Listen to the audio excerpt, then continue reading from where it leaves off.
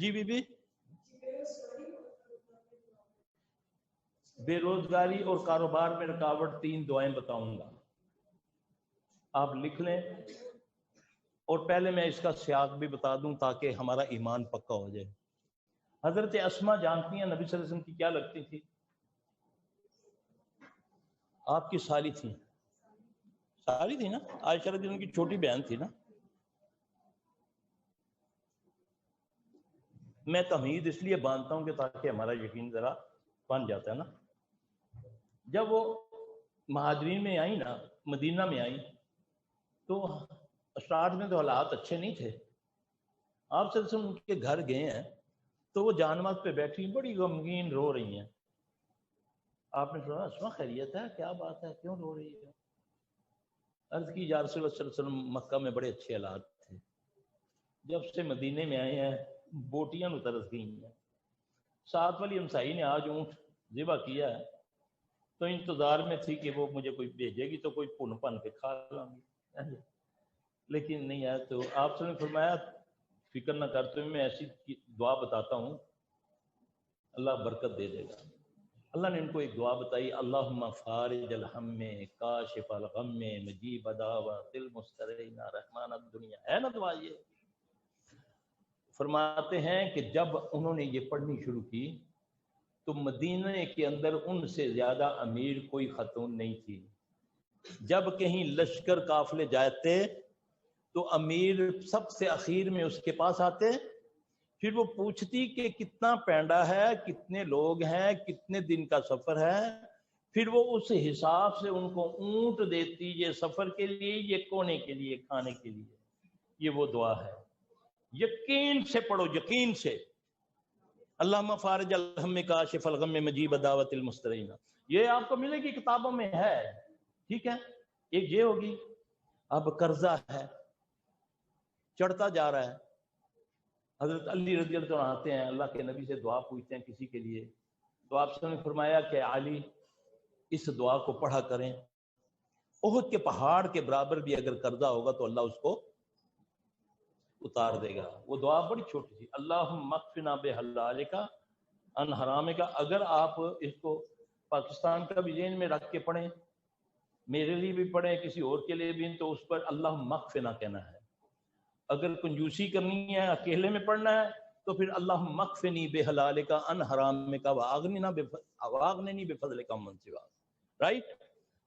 تیسری دعا، حضرت امامہ رضی اللہ عنہ کو آپ صلی اللہ علیہ وسلم نے ایک دن دیکھا، آپ مسجد میں آئے تو مسجد میں اذان سے پہلے وہ بیٹھے بڑے غمگین۔ تو رسول اللہ صلی اللہ علیہ وسلم نے پوچھا کہ اے امامہ کیا بات ہے؟ یا رسول اللہ صلی اللہ علیہ وسلم حالات خراب ہو گئے ہیں، قرضہ چڑھ گیا ہے، بزدل ہو گیا ہوں، کنجوس ہو گیا ہوں، سستی کاہلی چڑھ گئی ہے، لوگوں کا دباؤ ہے، خوف ہے، یہ ساری چیزیں بتا رہے ہیں۔ اللہ کے نبی نے فرمایا کہ امامہ میں تجھے ایسے لفظ سکھا دیتا ہوں کہ اگر تم اس کو صبح شام پڑھو گے تو اللہ تجھے تمنگر کر دے گا۔ فرمانے لگے میں نے اس کو چند دن پڑھا صبح شام۔ ایک حدیث میں آتا ہے کہ 8 چیزوں سے اللہ کی پناہ میں آ جایا کرو، اللہ تمہارے راز سنوار دے گا۔ اللہم انی اعوذ بک من الہم والحزن واعوذ بک من العجز والکسل واعوذ بک من البخل والجبن واعوذ بک من غلبۃ الدین وقہر الرجال۔ صحابی کہتا ہے اس کو چند دن میں نے پڑھا، میرے معاملہ ٹھیک ہو گئے۔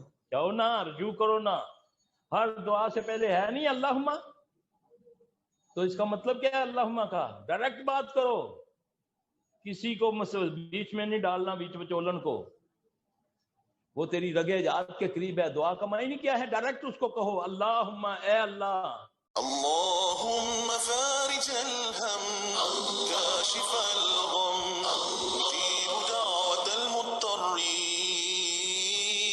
رحمن الدنيا والآخرة ورحيمهما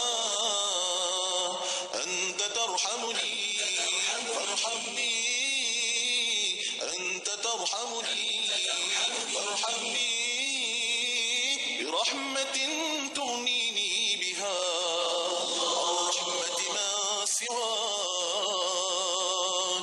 برحمة تغنيني بها عن رحمة ما سواك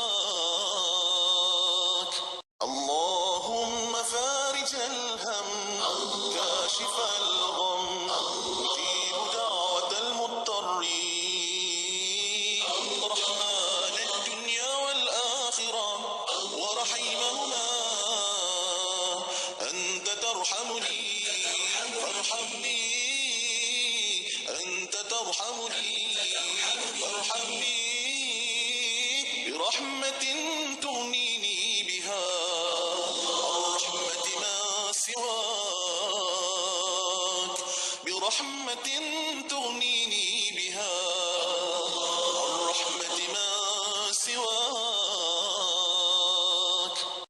اللهم اكفني بحلالك عن حرامك، وأغنني بفضلك عمن سواك. اللهم إني أعوذ بك من الهم والحزن، وأعوذ بك من العجز والكسل، وأعوذ بك من الجبن والبخل، وأعوذ بك من غلبة الدين وقهر الرجال. اللهم إني أعوذ بك من الهم والحزن، وأعوذ بك من العجز والكسل، وأعوذ بك من الجبن والبخل، وأعوذ بك من غلبة الدين وقهر الرجال.